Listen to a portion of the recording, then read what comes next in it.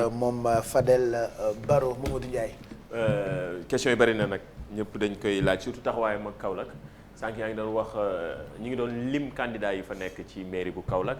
ñu ci bari internet yu bari dañuy laajte ne ndax mën nañuy yaakaar nga lëkkaloog ñeneen ñi nga xamante ni dañuy wut mairie bi nii sa mouvement bi.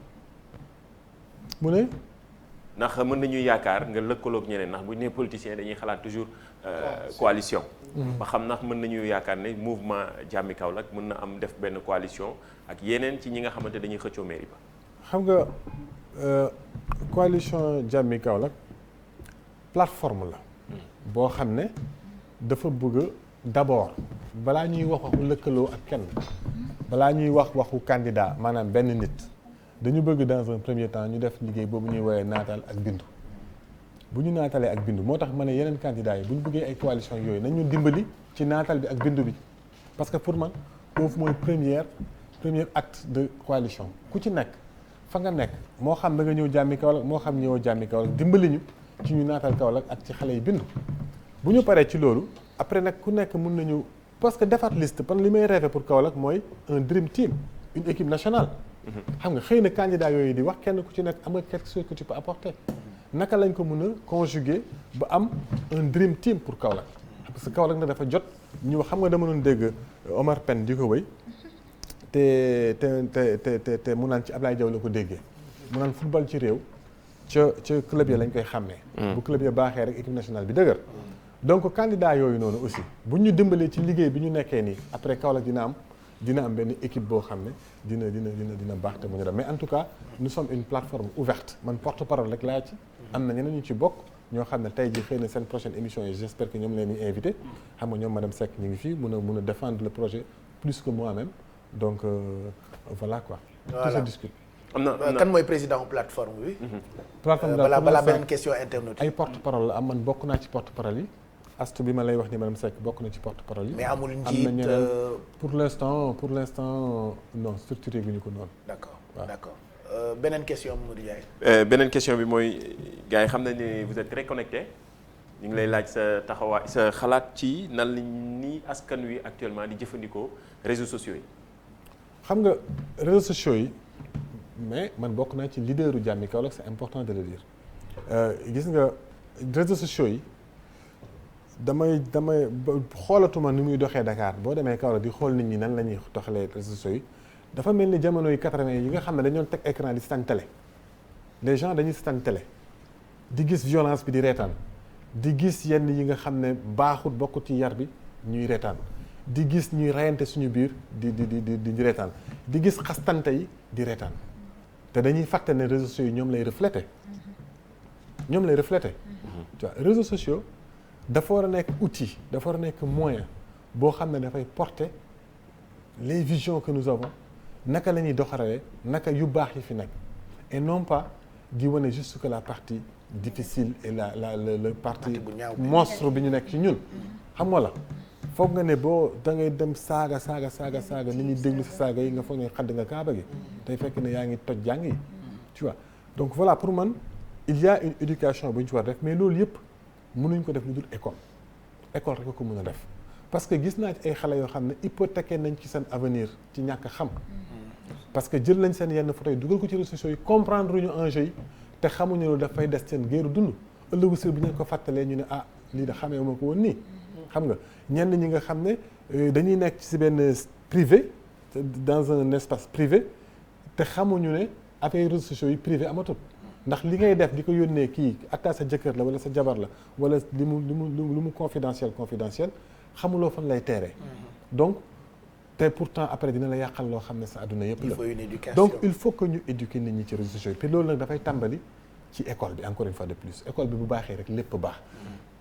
gëwuma affaire répression ne moo koy faj gëwuma ko ay répression teg ay loi daan nit ñi dàqe nit ñi loo réguler bu nit ñi yaruwut réseaux sociaux yi du yaru loo réguler di réseaux sociaux yi bu amul xam-xam nit ñi ñu bëgg lu leen xam-xam ñu ciy wut xam-xam dañ ciy dem di ci wuti ay gundaan daatan nag su dul noonu donc la base de tout ça encore une fois de plus suñu responsabilité ñun ñëpp ci éducation bi la. ci kër yi est-ce que yéen am ngeen programme ci wax mais da nga xoolal programme boo xamante ne c'est très simple xool leen nu ñuy comporté wu ci réseaux sociaux yi man réseaux sociaux à part di ci publier li ma ci war a publier doo ci gis sax sama jabar wala sama doom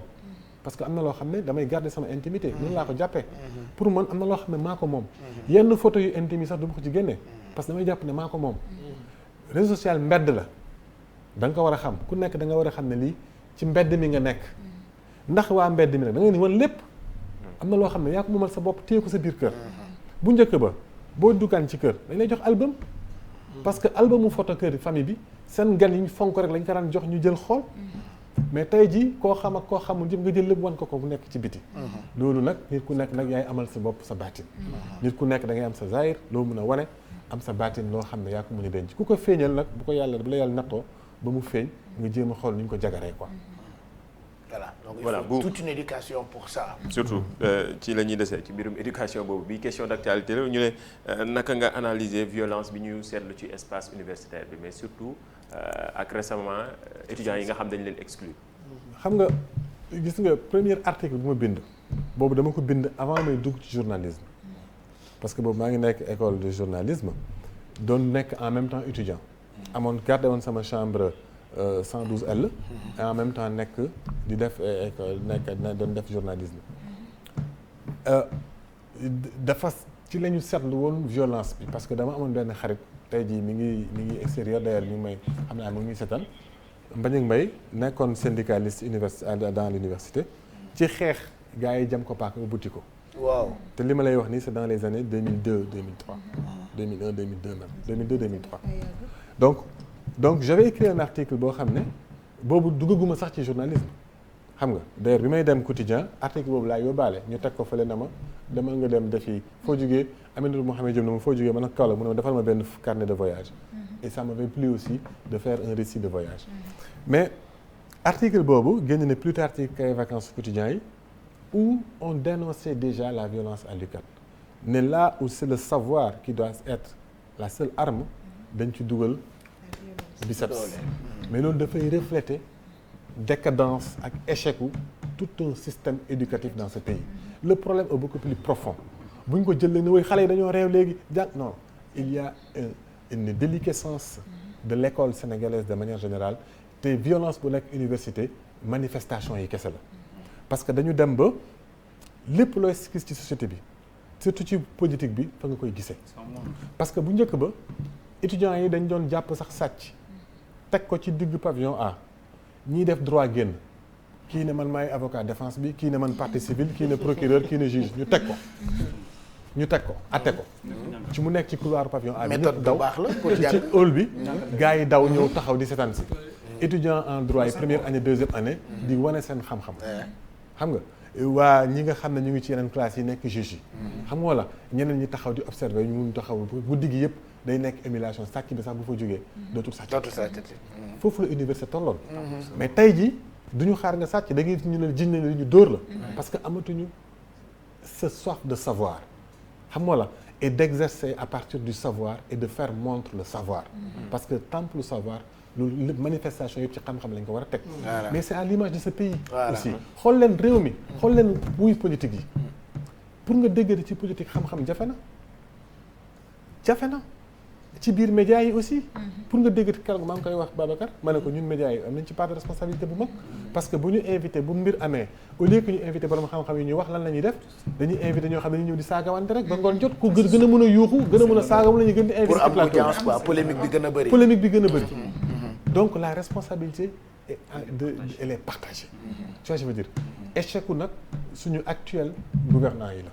parce que Macky Sall bi ñu koy fal 2012 dañu amoon yaakaar ne gisoon na loolu parce que du lu tàmbali tey mais bi mu ñëwee gis naa Mary Teuw Niane def na ay effort créer ay université fii et cetera mais doyut et puis dañ dem ba ci biir mu mel ni pilotage à vue la xam nga jël xale yi sànni leen UVS kenn xamul ni mooy finalité bi et cetera donc feebaru Sénégal la xam nga la violence bi nekk université léegi da nga koy gis ci mbedd mi foo ko mun si dem mais kon paj mi Sénégal yëpp ñooy docteurs yi ñëpp a war a jóg paj mi dañ koy tàmbali ci jàmmi Kaolack tey jàmmi Kaolack tey jàmmi Kaolack ma gërëm Mamadou Ndiaye kon Mamadou Ndiaye bon merci pour les questions ak internautes yi ñu ngi leen di